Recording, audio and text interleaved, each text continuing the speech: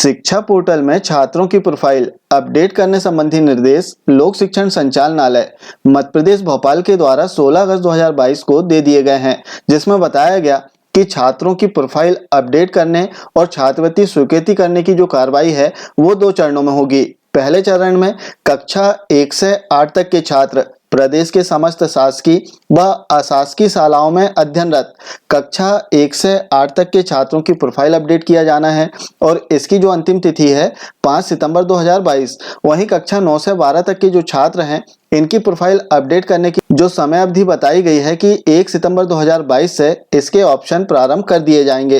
तो इस प्रकार से वर्तमान में कक्षा 1 से 8 तक के जो छात्र हैं इनकी प्रोफाइल अपडेट करना है।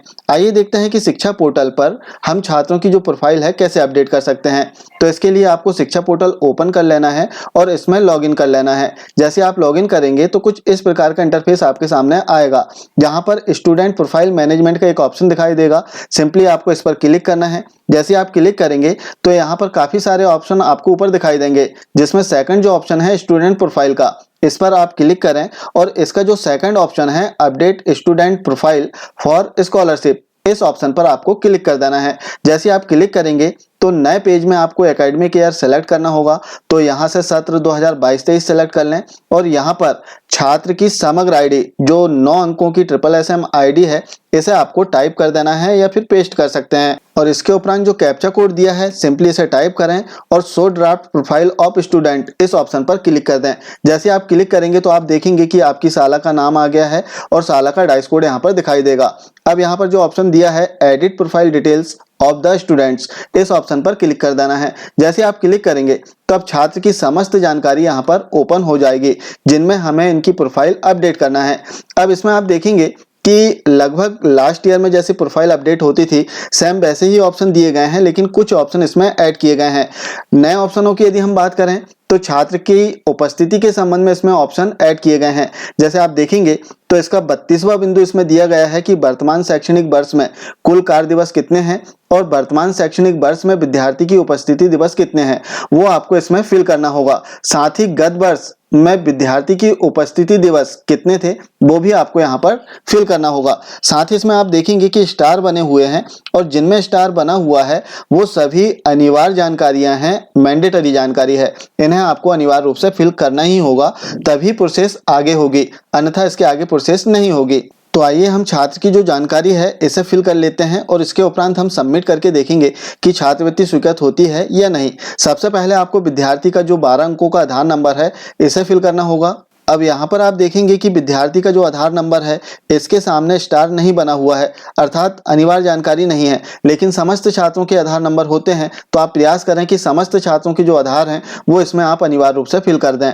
और इसके उपरांत पेरेंट्स की जो जानकारी है वो फिल करना होता है कि क्या पिता स्वर्गवासी है, यदि नहीं है तो पिता का व्यवसाय क्या है, माता का क्या व्यवसाय है, वो सारी जानकारी, परिवार की वार्षिक आय कितनी है, वो समस्त प्रकार की जो जानकारियां हैं वो आपको इसमें फिल करना होता है। इसके बाद इसमें हम देखेंगे तो जो जाति से संबंधित जानकारी है वो फिल करना होता है। जैसे आप देख सकते हैं कि जाति पूर्व से इसमें फिल है, उपजाति आप यहां से सिलेक्ट कर सकते हैं। जाति सिलेक्ट कर लेने के उपरांत अब कास्ट सर्टिफिकेट जो जाति प्रमाण पत्र है उसका क्रमांक फिल करना होता है। तो यहाँ पर छात्र का जो जाति प्रमाण पत्र का क्रमांक है वो आपको दर्ज करना होगा।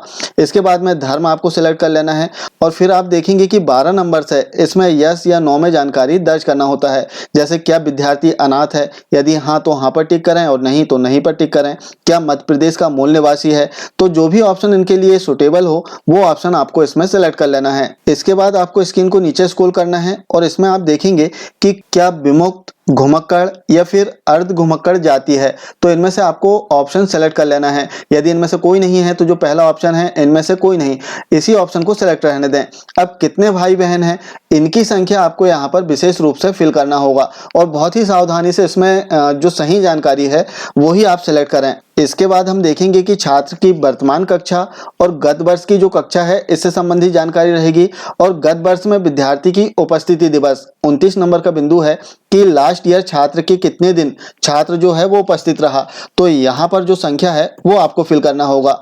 अब वर्तमान शैक्षणिक वर्ष में कार्य दिवस इस शैक्षणिक वर्ष में कितने कार्य दिवस हैं वो आपको इसमें फिल करना है, और वर्तमान शैक्षणिक वर्ष में विद्यार्थी के उपस्थिति दिवस, यहाँ पर छात्र कितने दिन उपस्थित रहा इसकी संख्या फिल करना है। जैसे आप इन दो जानकारियों को फिल करेंगे, यहाँ पर जो उपस्थिति का प्रतिशत है वो ऑटो कैलकुलेट होकर आ जाएगा। जैसे इसमें हमने केवल एक एग्जाम्पल के लिए फिल किया है कि वर्तमान शैक्षणिक वर्ष में कुल कार्य दिवस 222 और छात्र की जो उपस्थिति दिवस है 175 दिन हमने फिल किया, तो यहाँ पर जो उपस्थिति का प्रतिशत है वो ऑटो कैलकुलेट होकर आ चुका है। तो यहाँ पर जो भी सही जानकारी हो वो आपको फिल कर देना है। इसके उपरांत लास्ट में हम देखेंगे कि विद्यार्थी बेघर है, तो इसमें दो ऑप्शन दिए गए हैं, पहला है विद पेरेंट्स और गार्जियन, और सेकंड जो ऑप्शन है विदाउट एडल्ट प्रोटेक्शन। तो जो भी छात्र के लिए ऑप्शन सुटेबल है वो ऑप्शन आप सिलेक्ट कर लें।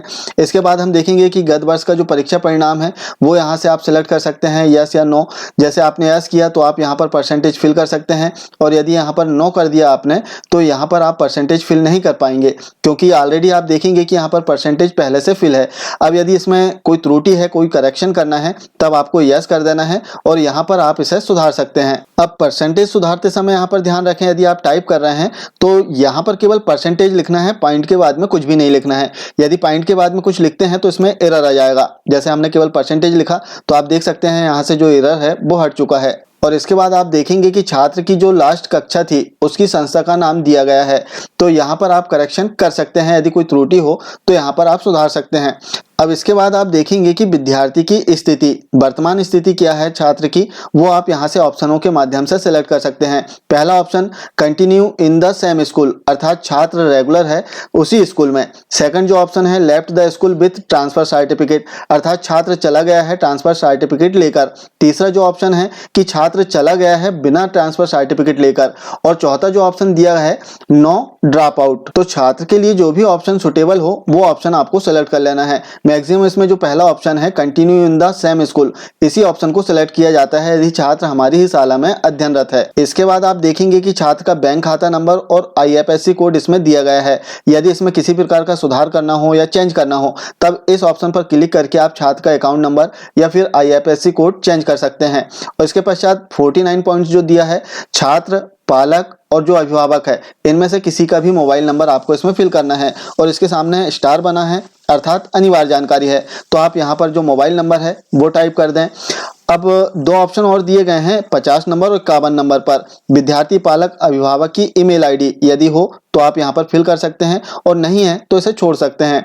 और 51 नंबर पर जो नया ऑप्शन इसमें दिया है लाडली लक्ष्मी क्रमांक, प्राथमिक माध्यमिक शाला में पढ़ने वाली छात्राओं के लिए, तो कक्षा 1 से 8 तक जो छात्राएं हैं जिन्हें लाडली लक्ष्मी योजना का लाभ मिलेगा उनका क्रमांक आपको इसमें फिल करना होगा। और इतनी जानकारी फिल कर देने के उपरांत स्क्रीन को नीचे स्क्रॉल करना है, जो कैप्चा कोड दिया है इसे आपको इसमें फिल कर देना है, और इसमें दो ऑप्शन मिलेंगे आपको, ड्राफ्ट सेव और सबमिट। यदि आप जानकारी को सेव करना चाह रहे हैं तो पहला जो ऑप्शन है इस पर क्लिक कर दें तो आपकी जो जानकारी आपने फिल किया है वो सेव हो जाएगी।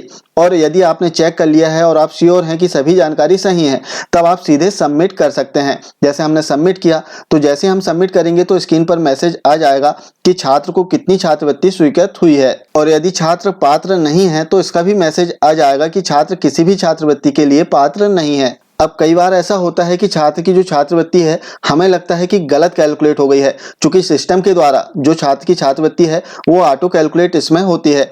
अब यदि आपको लगा कि गलत कैलकुलेट हो गई है आपके द्वारा गलत जानकारी कर देने के कारण, तो आप इसे एडिट भी कर सकते हैं। एडिट करने के लिए हम ऑप्शन देखें तो इसमें ऑप्शन दिया रहता है। जैसे हम मेन मेनू पर क्लिक करेंगे और इसमें एक ऑप्शन आपको दिखाई देगा स्कॉलरशिप मैनेजमेंट का, सिंपली आपको इस पर क्लिक करना है यदि गलत छात्रवृत्ति स्वीकृत हो गई है तब। और इसके बाद में एप्लीकेशन मैनेजमेंट का जो ऑप्शन है इस पर क्लिक करना है, और जो तीसरा ऑप्शन है व्यू फ्रेश लॉक एप्लीकेशन, इस ऑप्शन पर क्लिक कर देना है। जैसे ही आप क्लिक करेंगे तो यहाँ पर एकेडमिक ईयर सेलेक्ट करने का ऑप्शन आ जाएगा। वर्तमान में ऑप्शन फ्रीज है, जैसे ही ऑप्शन आएगा तो आपको एकेडमिक ईयर सेलेक्ट कर लेना है और जानकारी देखें इस ऑप्शन पर क्लिक करना है। तो जितने छात्रों की प्रोफाइल आपने अपडेट किया है उन सभी छात्रों के नाम यहाँ पर आ जाएंगे, जहाँ से हम छात्रों की प्रोफाइल को लॉक करते हैं। अब यहाँ से आपको लॉक नहीं करना है। यदि त्रुटिपूर्ण जानकारी अपडेट हो गई है तो आपको यहाँ से सिंपली क्लिक करके इसे डिलीट कर देना है। डिलीट का भी इसमें ऑप्शन आता है, तो छात्र की जो प्रोफाइल है यहाँ से डिलीट कर देना है।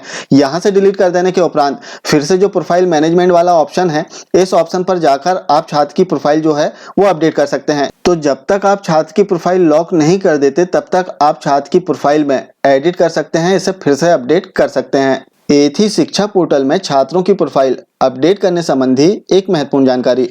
आशा है आप जानकारी समझ पाए होंगे। मिलते हैं कुछ इसी प्रकार की जानकारी के साथ में नेक्स्ट वीडियो में। तब तक के लिए जय हिंद।